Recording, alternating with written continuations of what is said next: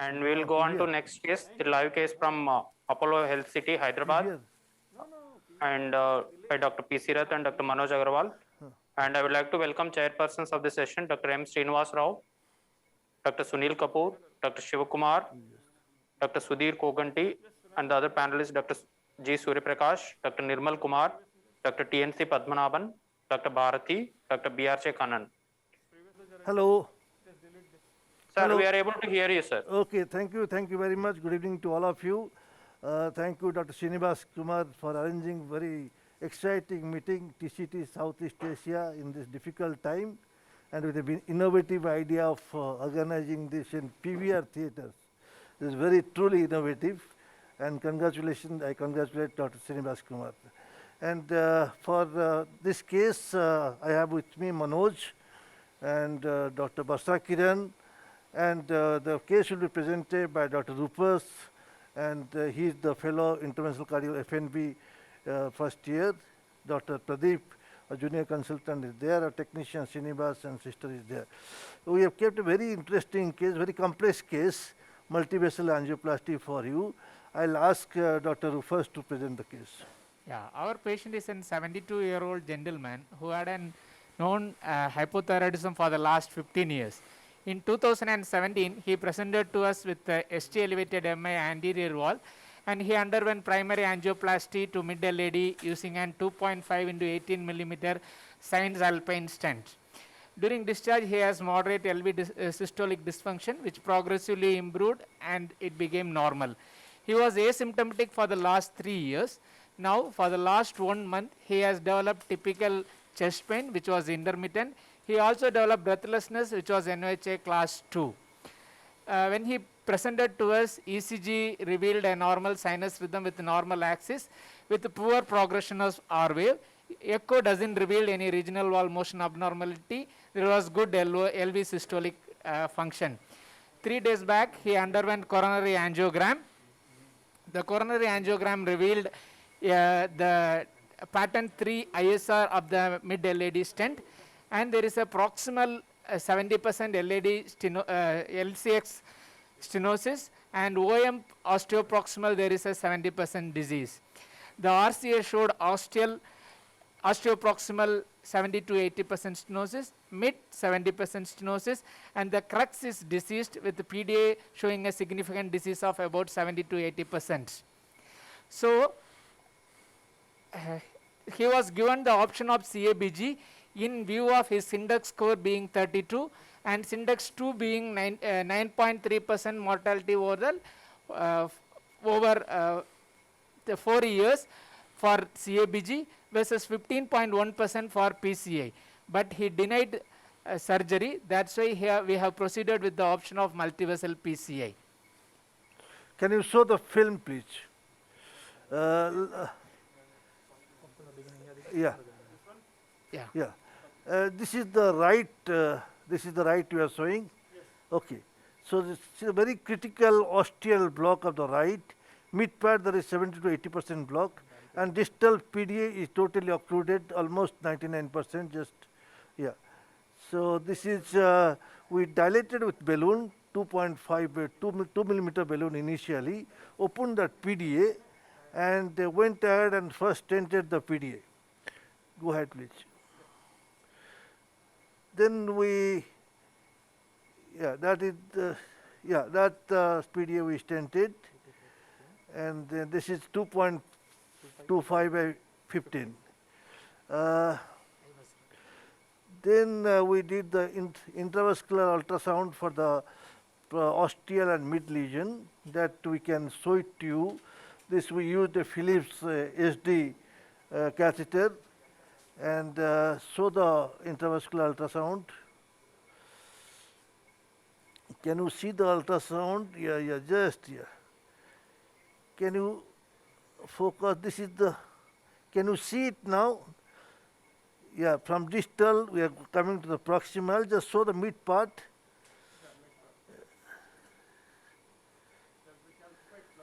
Yeah, mid part there is a calcified, but around 60 degree only. Not much of calcium, significant block was there, and then come to the proximal, Size of the vessel in mid part was around 2.75 to 8, and come to the proximal part, ostium on the right was around 3.2. There is mild speckle of calcium, not much calcium.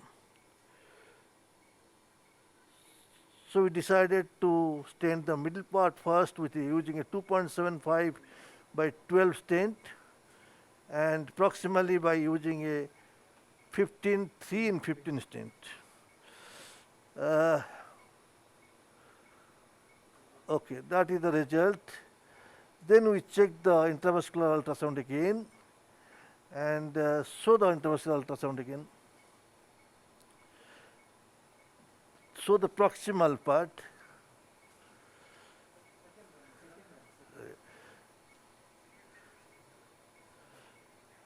Yeah. Just show the proximal part. Anyway, proximal part, there was a stent malapposition, and that was very clear in the intravascular ultrasound. I hope you can see it now. And yeah, you can see that malapposition there. So we decided to balloon it with 3.5 balloon, and dilated it to 3.5, fixed the proximal part of the stent, and that was the result. Just show the angio last. That was the end. So that was the end result of the RCA. Then patient became very, very unstable. He had pain, and we didn't know what to, because the right RCA result was very good. Then we changed over to left, to the critical block in the circumflex, and we immediately opened with balloon, and after that the pain subsided. So we put a 2.75 by 15 stent, giant stent, and also we did a OCT there. There was a malapposition again. So the OCT. I think this is another important point, sir, which you mentioned. We keep concentrating only on the vessel which you did and think about something is wrong there. And you could have ischemia and other vessels too in a multi-vessel PCI. That's it was, he was persistently having pain after RCA angioplasty, which was very good. So we thought probably it could be because of the LAD or L6, because we knew it was both the lesions were very critical, especially L6. So that is the, can you see the OCT? Just show the OCT, just shows the malapposition part. Yeah, here. Yeah. Yeah. We also checked the OM vessel. That was significant block, so we decided to put one more stent there. But this OCT showed that, just show the malapposition part. Just, yeah.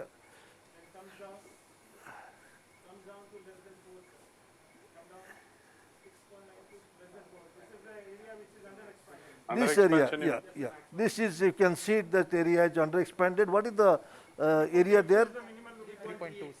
3 minimal 3.38.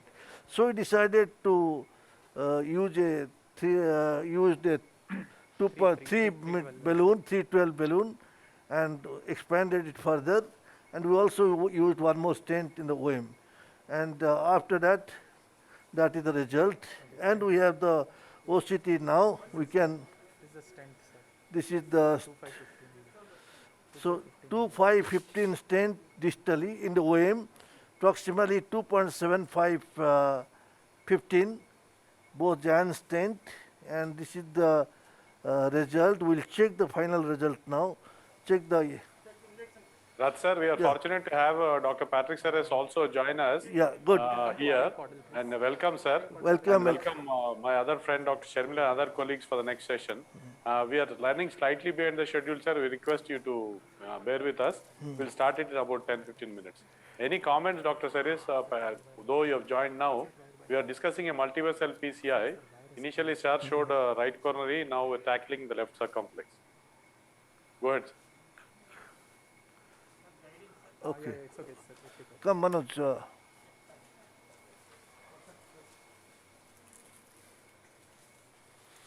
Just where? Yeah, yeah, I was looking at the OCT, but I think the decision to pause dilate is a very good decision. Yeah.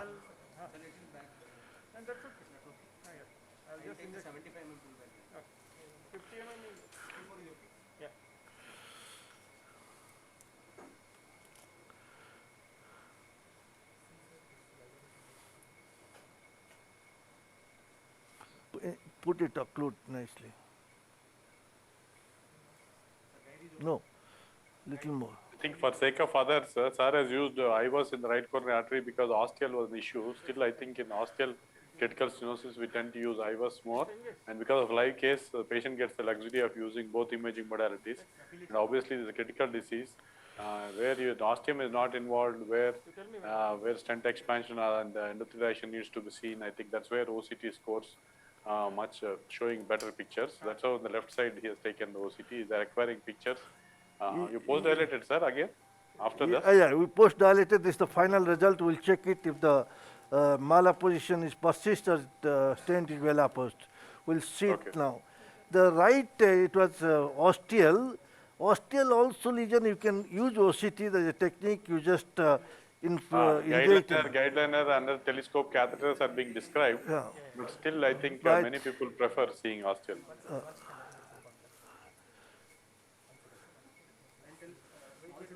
Wait.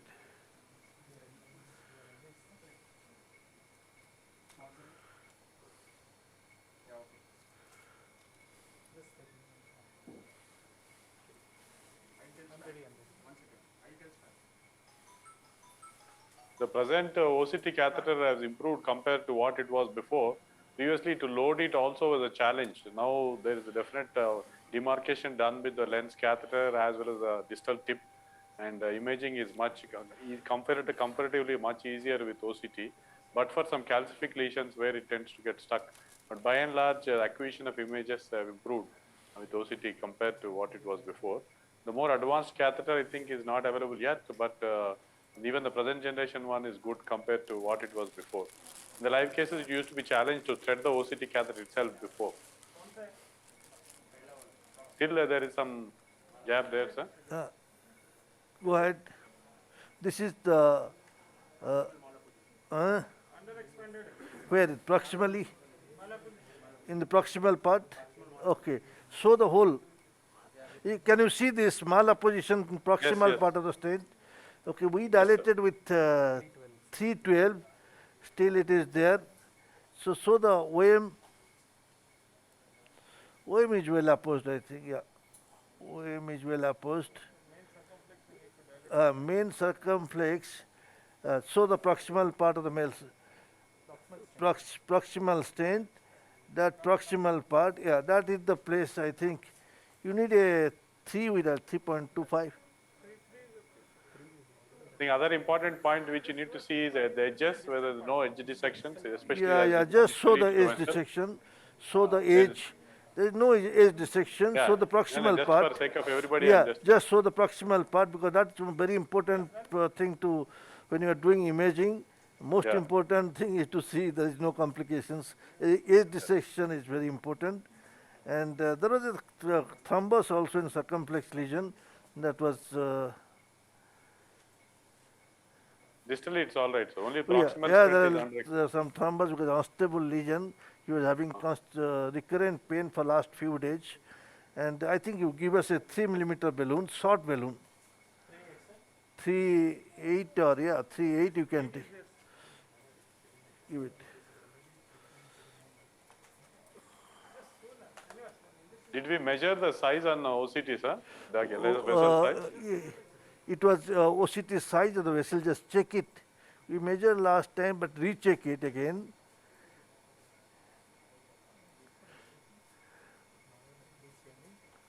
Yeah, but grossly malopposed studs seen all across. I think it needs better dilatation. Give it.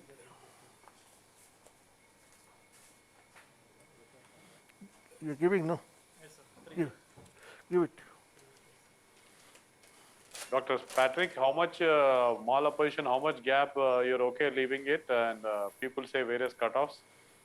Yeah, I mean, in the past we measured that and we found a value of 275 micron could be eventually be accepted because Mother Nature will fill the gap between the vessel wall and Give the it. struts. Go. But I never recommended to let a malapposition. I think that today with these technology that we have pioneered about 10 years ago, you can really be sure that at the end of the procedure, all the struts could be and has to be opposed. I mean, I think there is not a threshold that you should accept today. I think that what is coming now is at least two companies are working very hard in Canada and Japan, Terumo. You will have the first very nice hybrid catheters, which is doing the OCT and the IVUS simultaneously. So you will have the best of the both Give the stand boost. technology. Yeah. The French of the catheter would be increased or the same? No, sorry. When the IVUS and OCT are there in one catheter itself, the catheter French thickness would increase? No. They succeed to maintain the dimension of what is a normal IVUS catheter and a normal OCT catheter. So I think that that's going to come commercially available in 2022, 2023. And I think it will be great The because proximally, did you miss out? Yeah, do it. take the How issue much you went? of the ostium of the right. I mean, you don't have to go from OCT to IVUS. You get both, yeah.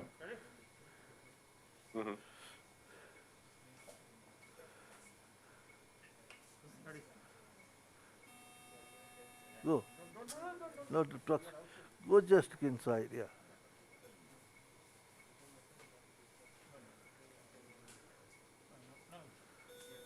Yeah.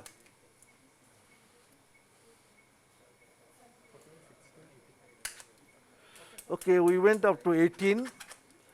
Hopefully it will expand. Let's see. No, we'll take a run and finish it up. Looks better angiographically, but we'll do a OCT again. Yeah, angiographically it looks perfect. We'll check with OCT now that we have decided to do it OCT guidance. I think we should end with the OCT result. And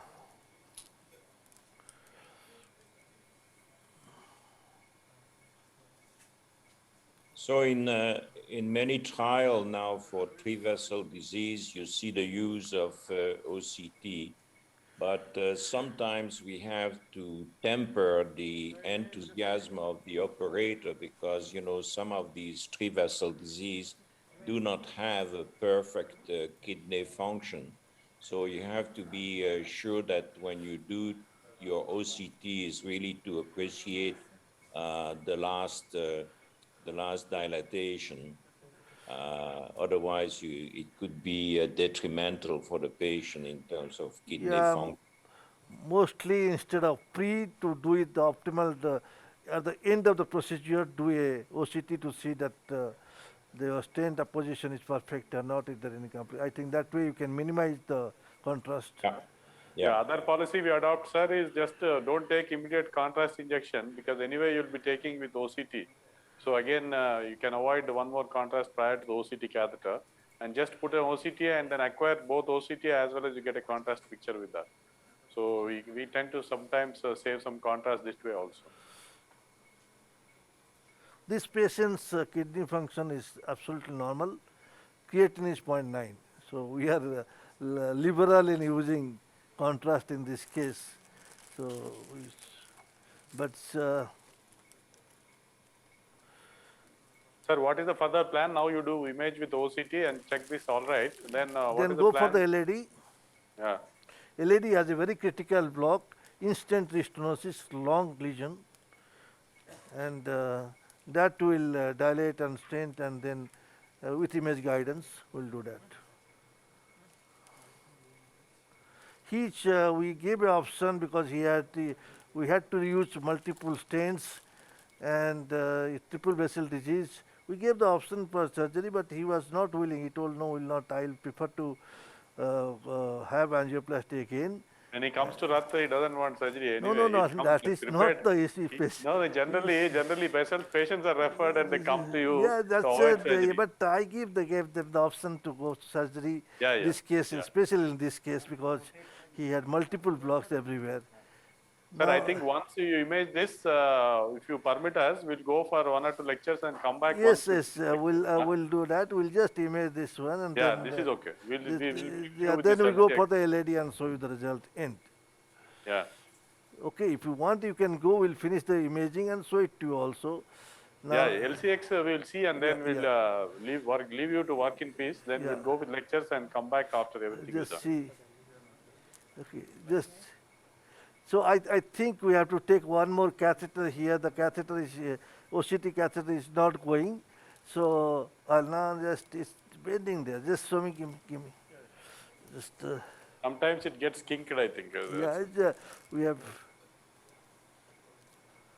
Then we'll break here, sir. Then we will come back to you once the case is done. Just yeah, I think you can. We have to use one more catheter, and you can go, and we'll try to show it to in the after you come back.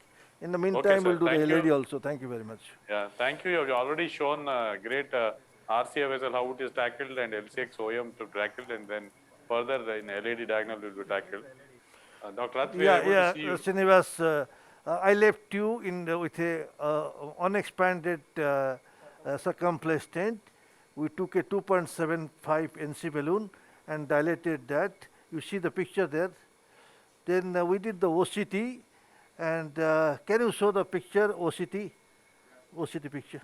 Yeah, that is the OCT picture. Can you see that area which was not opposed properly? That has been opposed now. You can see the stent is well opposed throughout. And after that, we moved to the LAD. LAD was an instant restenosis, long lesion, very diffuse disease, and we first dilated with a 1.5 millimeter balloon, and so the LAD, and then that was the result. See the long lesion. So we took a 2.5 28 stent delivered distally. Subsequently, one more 2.75 28 stent, and now that is the result. And after that, we did the OCT. There was in the middle of the stent, there was an area where it was the stent had not expanded near the second two stent junction. It had not expanded well. Can you show that? So again took a 3 millimeter balloon and dilated that part. In the end, just show the end. That is the result. So that is the result, and yeah, that is the result. You see the circumflex and OM lesion that was well stented, very good flow. So the LAD, that is the LAD. So he had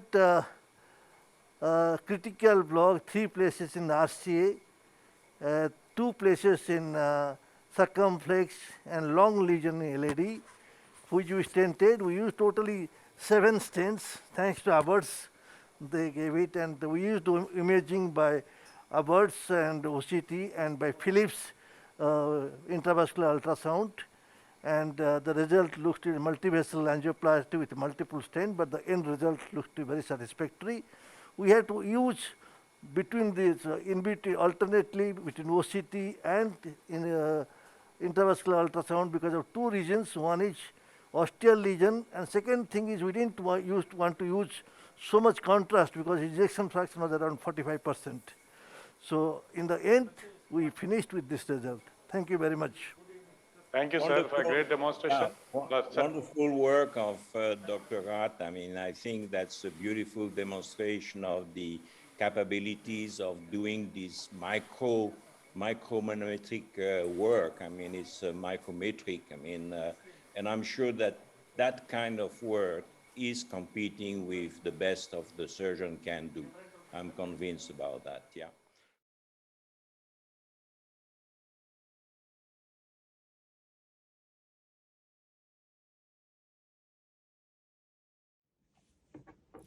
Namaste. I am Dr. A. Srinivas Kumar, Senior Consultant Cardiologist, Director Cardiology and Clinical Research, Apollo Hospitals, Hyderabad. This video brings best wishes to you from Fax Foundation and TCT India South Asia 2021. We are in the live case learning series. This video brings to you the interesting facts and learning points about a multi-vessel PCI done effectively by usage of image guidance by Dr. P.C. Rath and Dr. Manoj Agarwal from Apollo Hospitals, Hyderabad. What we need to understand is what is the patient presentation and what is the culprit vessel, and then that needs to be tackled first. And also, what is the important vessel which is supplying to the most of the area of myocardium, also to be kept in mind. And depending upon the anatomy of lesions, whether it is a proximal, mid, or distal, and also the extent of disease from normal to normal, all these calculations we keep in mind. But finally, what we need to practice in multivessel PCI is to aim for a complete revascularization. Here, this patient presented now, he had an earlier history of PCI to LED with some instant restenosis of mid-LED stent. Now he's presented with inferior wall ECG changes, and then when the angiogram was done, he had a very critical osteal RCA disease, mid and distal RCA disease.